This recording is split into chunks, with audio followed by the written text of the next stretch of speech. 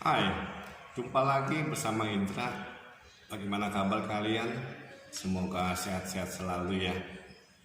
Nah, dalam kesempatan Seven Minute Bible ini, saya ingin mengajak teman-teman semua untuk mencoba kita belajar yang dari kitab suci.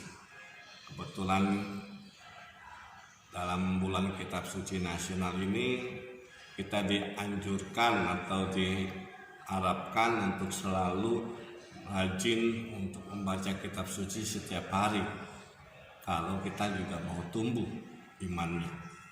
Nah, kali ini saya ingin mengajak teman-teman semua untuk sama-sama bersama saya untuk belajar dari firman Tuhan dari Injil Markus bab 11 ayat 12 sampai 14. Perikop ini menceritakan tentang Yesus mengutuk pohon ara. Kok bisa Tuhan Yesus mengutuk pohon ara? Apa sih yang mau kita ambil dari cerita tersebut? Kira-kira poin penting apa yang bisa kita bawa untuk pertumbuhan iman kita? Ya. Dalam bacaan tersebut diceritakan pada keesokan harinya Yesus itu dan ke-12 muridnya pergi meninggalkan kota Betania. Ya. Dan situ Yesus merasa lapar. Kita merasa ganjil ya kalau membaca satu perikop tok. Ya. Di situ dikatakan Yesus dan ke-12 dan murid-muridnya itu pergi meninggalkan kota Betania. Ada apa dengan kota Betania? Oh, kalau kita melihat satu bab dari bab Markus bab 11, kita bisa mengetahui perikop atasnya itu diceritakan tentang Yesus dilulukan di Yerusalem. Nah, karena sudah malam, nggak punya tempat tinggal, lalu mereka menginap di kota Betania. Nah, disitulah kita baru bisa mengerti bahwa Yesus dan ke-12 murid-muridnya itu pergi meninggalkan kota Betania pagi-pagi untuk menuju ke Yerusalem. Ya, jadi dalam perjalanan Yesus merasa lapar. Lalu Yesus melihat dari kejauhan ada sebuah pohon ara yang rindang dan daunnya lebat.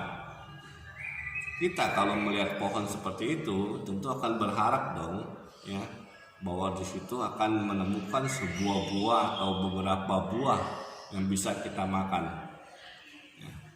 Lalu Yesus mencoba mendekati pohon tersebut, dan apa yang terjadi? Ternyata pohon itu tidak berbuah. Ya.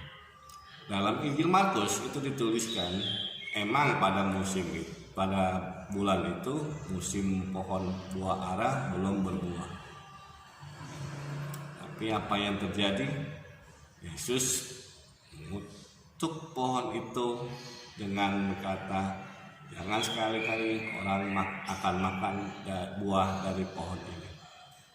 Dan murid-muridnya saat itu pada mendengarkan. Kira-kira pelajaran apa yang bisa kita ambil atau kita pelajari dalam kisah Yesus mengutuk pohon ara? Yang pertama itu kita melihat Yesus merasa lapar. Kok bisa ya? Yesus kan Tuhan. Kok bisa melapar? Nah, kita kembali ingat bahwa dalam ajaran Katolik di situ dikatakan bahwa Yesus itu 100% manusia, 100% Allah. Nah, sebagai sifat dasar manusia, tentu ada sifat yang salah satunya itu lapar, haus, ya, marah, benci, kecewa, itu pasti ada dalam sifat-sifat dasar manusia. Nah, disitu bisa kita mengerti bahwa saat itu Yesus sebagai manusia mengatakan bahwa ia merasa lapar. Nah, setelah mendapat pohon ara yang berbunga atau yang daun lebat dan rindang ternyata tidak menghasilkan buah.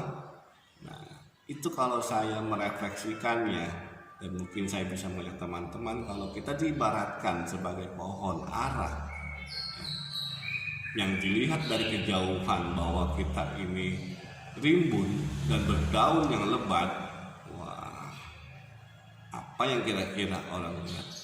kalau kita merefleksikan lebih dalam lagi atau lebih jauh lagi, ya, kita diibaratkan sebuah pohon ara yang rajin ke gereja, yang ikut seminar-seminar, ikut kursus, baca kitab suci.